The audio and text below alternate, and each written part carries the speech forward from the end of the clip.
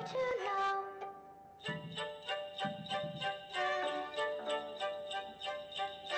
Johnny wants a pair of skis, Susie wants a sled, Nellie wants a storybook, one she hasn't read. Now I think I'll leave to you what you give the rest. Choose for me, dear Santa Claus, what you think is best.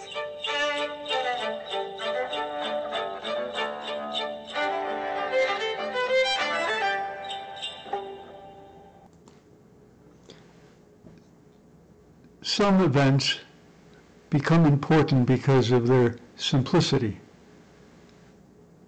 also because of their inspiration and hope, and their wish and recognition of something greater than ourselves.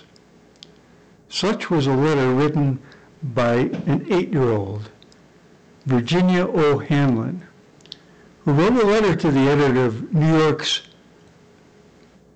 newspaper at the time, The Sun. And the quick response was printed as an unsigned editorial in September 21st, 1897. This brief letter to the editors has lived on famously and for good reasons since.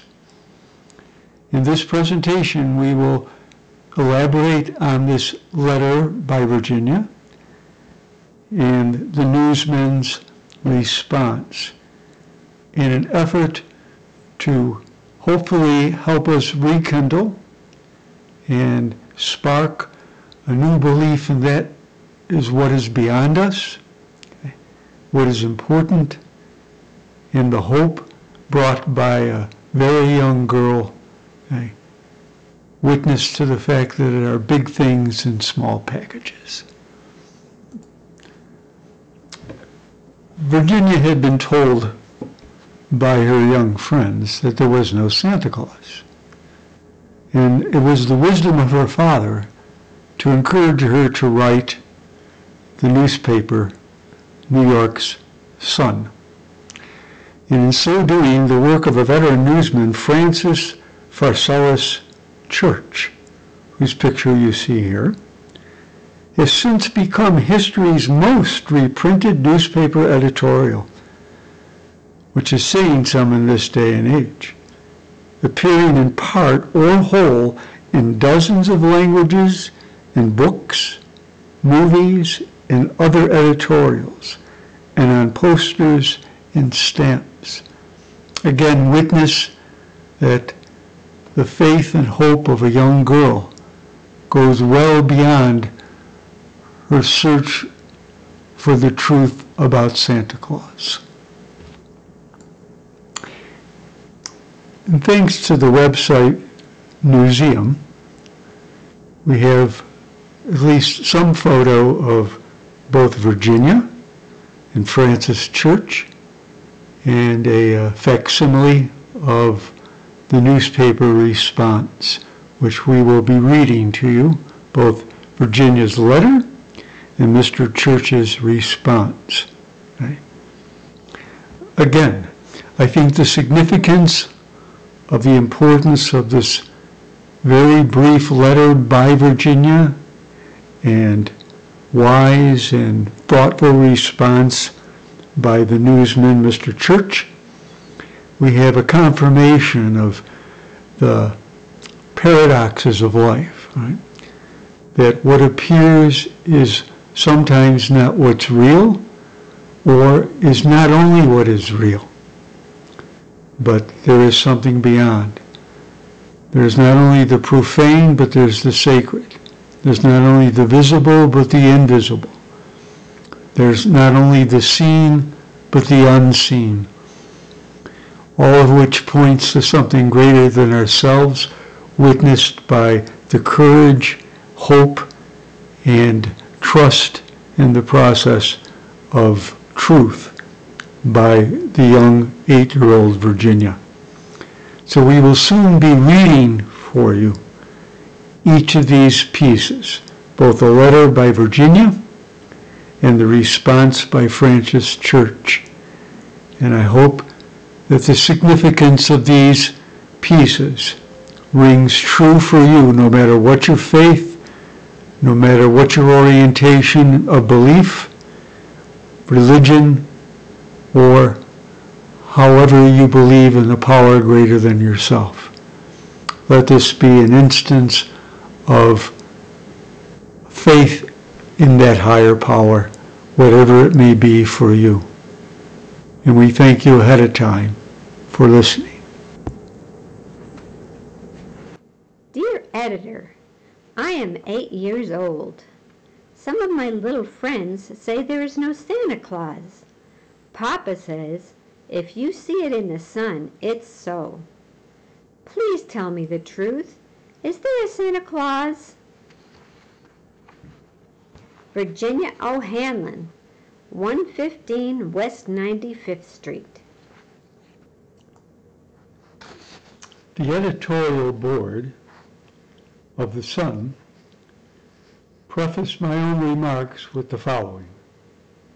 We take pleasure in answering at once, and thus prominently, the communication below, meaning the letter from Virginia, expressing at the same time our great gratification that its faithful author is numbered among the friends of the Sun.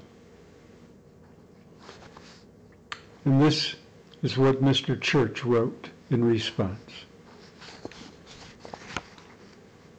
Virginia, your little friends are wrong. They have been affected by the skepticism of a skeptical age. They do not believe except they see. They think that nothing can be which is not comprehensible by their little minds. All minds, Virginia, whether they be men's or children's, are little. In this great universe of ours, man is a mere insect, an ant in his intellect, as compared with the boundless world about him, as measured by the intelligence capable of grasping the whole of truth and knowledge.